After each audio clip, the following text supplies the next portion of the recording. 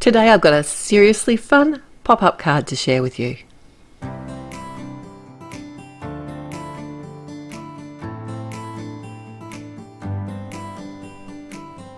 Hi there, it's Therese from Lostinpaper and I have a pop-up card, and it's a wiper pop-up card and very easy to do. No special dies are required. Now I have the little Swatch set and I want to use this image with his arms up in the air, and I'm just making sure that when I create my grass, the grass is going to be wide enough for him to sit behind. So I have two pieces of cardstock here and they're both cut 4 1/4 high, and I have the front piece, which is the grass. You could just freehand cut this with a pair of scissors, you don't need a die, but I have this awesome sort of wavy grass die which is also from Allen Hudson, and they are going to be my two main pieces of cardstock that I need to create the pop-up card. I also want to add a few elements to the card, like some fun images, and I have stamped them from the little Swatch set, and I did also add some from the Backyard Party set, and I coloured these with some Copic markers and cut them out with the coordinating dies. I'll have all the products that I've used listed below, and also at my blog, including all the colours that I've used to colour these images with as well. I am really just going to show you some really quick colouring here. This isn't about the colouring, it's more about the pop-up card. I was inspired by a few different cards on the web, but in particular, I'll link it down below, Amy Rasavi's totally fun card that she made, which has a shark popping up out of the ocean. And it just made me think, well, what have I got in my stamp collection that I could do something similar with? And that's the great thing about this style of card. If you have a look at what you have, you might have a bird or a butterfly or a unicorn. You get anything flying through the sky. So the options are endless. So have a look and see what you've got. I'm sure you've got something in your stash that you can create an awesome pop-up card with, a wiper card, which is even more fun. I did come in here and add some pencil sort of details to the, is it beard and hair? The swatches? I'm not sure whether you call it a beard or not, but I did add some pencil detail. I thought it just needed a bit more of that. Can't say realism, can I though? I'm working on the card base now. So the finished size of this is going to be 4 1/4 by 8 1/2. And I did also stamp the tree and colour it in with my Copics on this piece. I have used 110 Nina White cardstock here.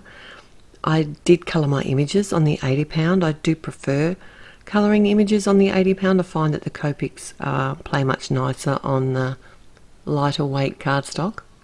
I've got a cloud stencil here because this is going to cover my whole background and I want it to look like a sky, and this is it's a really cute little stencil. It's got nice big puffy clouds and there's two different sides to the stencil, so I just flipped and flopped it around and used some It's a Boy ink from Catherine Pooler and a life-changing blending brush, and the stencil is from Newton's Nook and it's just called the Clouds stencil.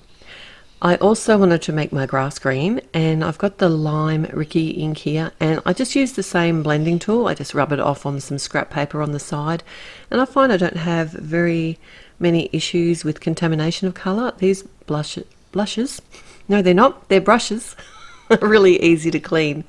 And I like the way the Catherine Pooler ink blends on the Nina. Not many inks blend very well on Nina cardstock for me. Alright, so now let's get this done. I have my card base, which is cut 4 1/4 by 8 1/2, and I'm going to make two score lines. So one of the score lines is at 5 1/2 inches and the second score line's at 7. My problem is I had cut my cardstock the wrong way. And now that I've cut it correctly at 4 1/4 by 8 1/2 inches, I think that's going to fit in my envelope much better. It was feeling really big before, and I did have to cut down my green grass as well. So they're both the same width, they're both 8.5 inches wide. On this piece of cardstock, however, I want to make 2 score lines, and this time I'm going to score it at 1.5 inches and at 3 inches. And then I just need to sort of work both of the folds back and forth.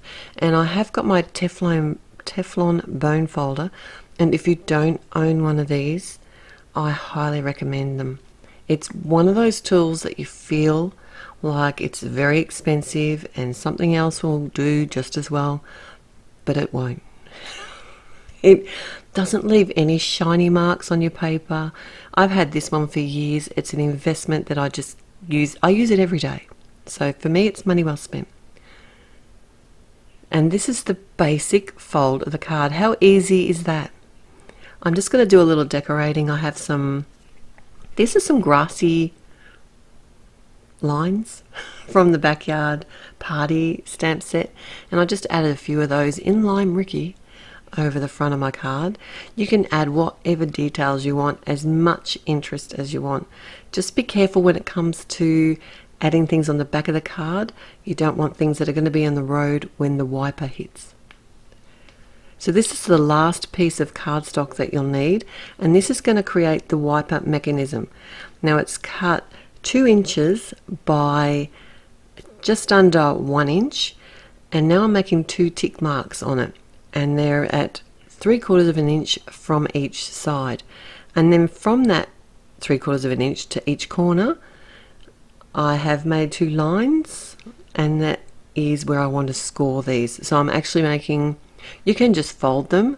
I just thought it was going to be neater for me to score them, but folding would work just as well. And you can actually purchase dies that do this. I just didn't think it was worth it. I don't make a lot of interactive cards, but if I can make it myself and it's not going to cost me any extra money, that means I've got more money for stamps and ink. So this wiper mechanism gets attached to that small panel that I've created on the front, onto my front grass. So now I'm adding some strong tape. I'm on the left side of the wiper. I'm adding it to both of the inside sections here, either side of the fold I created, and on the opposite side I've flipped it over and I'm adding it just to the outer portion. This is where I want to attach it to the front panel of my card, and I'm adding quite a bit here because I don't want it to fall off. You could use a liquid glue. It's just going to take a bit longer to set and be less forgiving if you do need to sort of move things around later.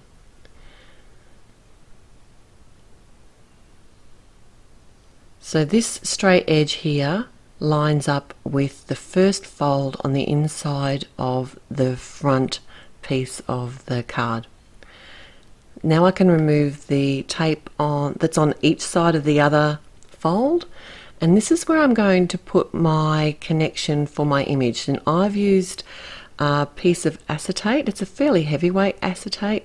You could use a piece of cardstock here, it doesn't matter, but I wanted acetate because if it is seen from the front of the card, it's going to be invisible. So as a bit of a guide, I'm just holding my swatch image inside the card just so that I thought I could line up the piece of acetate in the direction that I wanted it to go. I have added some score tape to the acetate as well, and then I decided to sort of add my image directly onto the acetate, but not push down too hard on the image. And I found it was just easier to line the two up, and then I noticed that his little hand was hanging out the bottom. So I did have to take him off, and this time I actually held the panel in place and attached him so that his hand wasn't going to be sticking out the bottom of the card. And there he is. Look how cool is he? I did have to cut off that little bit of extra acetate, and I'm really happy that I have the coordinating dies for this image, because I could just attach an extra one behind it and cover up all the sort of acetate and colouring that I'd done. The only thing left to do with the whole wiper card now is attach each end onto the two panels. So I am using strong tape yet again, and I've added quite a bit to the right hand side and then on the left side. So I'm making sure not to add any tape past those where those score lines are going to be, because that's just going to prevent the whole thing from folding properly. And this isn't going to go anywhere. Oh, the squatchies. Look, he's hiding. Oh, I love it. He's so cool. I did decide to add all my stuff after onto the grass. That way I could line everything up exactly where I wanted it to. And I did pop up the little squatch in the front. Otherwise, everything was adhered flat onto the base of the card and onto the front panel of the card.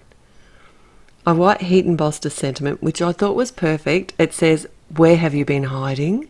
and cut it out with a speech bubble die. And I did make sure to pop that when I was putting on the card, and it's something you've got to be aware of. If you are going to add any sort of elements to the inside where the wiper mechanism is going to go back and forth, they're going to catch on it. So be careful to either do everything at one layer or pop it out of the road, so that when your wiper mechanism comes up, whatever your image is, it's not going to get caught on anything. How cool is he? I had to do it again. This is for my godson. I hope he loves it as much as I do. So if you like this video today, please click on the thumbs up button, and if you haven't already, I'd love it if you'd subscribe to my channel. I appreciate every visit that you make here and hope that you'll join me again real soon. Till next time, happy paper crafting. Bye.